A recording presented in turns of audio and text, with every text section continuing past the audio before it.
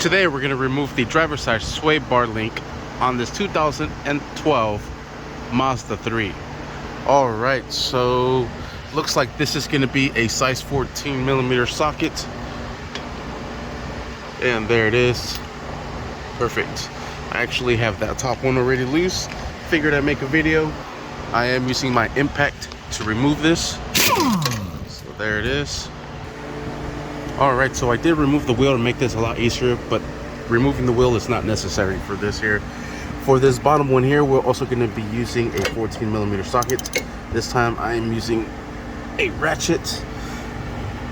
And we'll break that sucker loose, drive that sucker out. We'll remove the nut and remove the sway bar link. And there you have it. The reason we're replacing it is because it has a lot of floppiness. And it's actually torn from the bottom.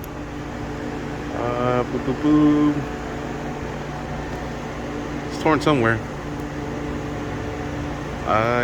Oh, there it is. There's the tear.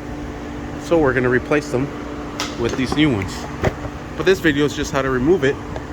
So stay tuned for the next one of how to install the replacement. Thank you for watching. Please like and subscribe.